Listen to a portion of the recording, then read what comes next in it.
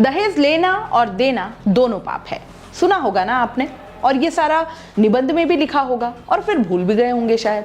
इस दहेज नाम के राक्षस ने न जाने कितने माँ बाप से इनके जिगर का टुकड़ा छीना है, और शायद आज भी जब आप ये न्यूज देख रहे हो तब किसी की सांसें इसी दहेज के कारण छिन रही हो, या कोई बेकसूर बेटी सिर्फ इसलिए पिट रही हो क्योंकि उसका मजबूर बाप या भाई इन दहेज के भूखे भेड़ियों के लिए दहेज न जुटा पाया हो। बड़ी हैरत की बात है कि राजस्थान दहेज घर बनता जा रहा है। दहेज हत्या के मामले में राजस्थान 5वें स्थान पर है। पहले स्थान पर उत्तर प्रदेश, दूसरे पर बिहार, तीसरे पर मध्य प्रदेश और चौथे पर पश्चिम बंगाल है। 2021 में दहेज हत्या के 452 मामले दर्ज हुए हैं। पति या उसके रिश्तेदारों द्वारा क्रूरता के मामले में राजस्थान तीसरे पायदान पर है। 2021 में 16,949 केस दर्ज हुए हैं। अक्टूबर 2022 तक दहेज हत्या के 381 मामले आ चुके हैं। आप सोच रहे होंगे कि ये सब तो ठीक है, आज अचानक ऐसा क्या हुआ है कि दहेज का मसला उठाना पड़ रहा है। तो बात यह है कि जब दहेज के कारण पहले ही स्थिति इतनी भयावह है तो कैसे कोई इसका विज्ञापन करके इसका प्रचार प्रसार कर सकता है। बात बहुत छोटी लग सकती है लेकिन है नहीं। भास्कर के अनुसार राजस्थान के टोंक जिले में मालपुरा कस्बे के मुख्य बाजार का नजारा यहां आने वाले किसी भी बाहरी व्यक्ति को चौंका सकता है। इसकी वजह यह है यहां मौजूद दुकानों के बाहर लगे बोर्ड।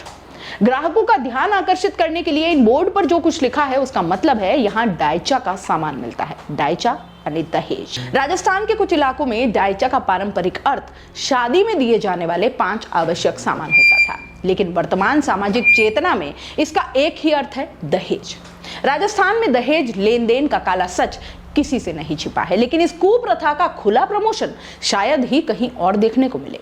थाने से कुछ ही दूर इन डायचा हाउस में बर्तनों, बेडशीट और कंबल जैसी बुनियादी चीजों से लेकर सोफा, डबल बेड और फ्रिज, वॉशिंग मशीन और एलईडी टीवी जैसे महंगे और इलेक्ट्रॉनिक आइटम तक मिल जाते हैं। अब इसे भी डमना नहीं तो और क्या कहें, जहां दहेज की वजह से हर महीने लगभग 40 बेटियां मौत के घाट उतारी जा रही हैं, वहां इस नाम से दुकान और इससे व्यापार दोनों ही गलत नहीं है।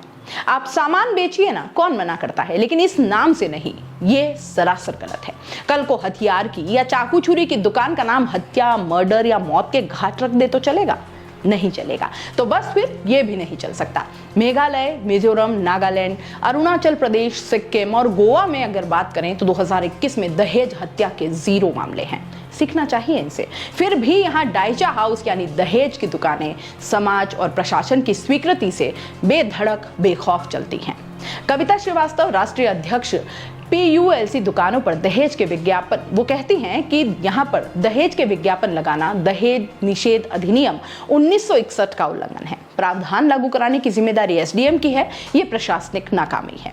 वहीं राजकुमार वर्मा जो SDM है मालपुरा जिला टोंक, वो कहते हैं कि मामला हमारे ध्यान में नहीं है। पुलिस की नजर इन दुकानों पर पड़ी होगी पर इस पर गौर नहीं हुआ, हम अब इसे गंभीरता से लेंगे। तो वहीं डायचा हाउस वाले खुद कहते हैं कि दशकों से हमारी दुकान ऐसे ही चल रही है, यहाँ डायचा प्रचलित है।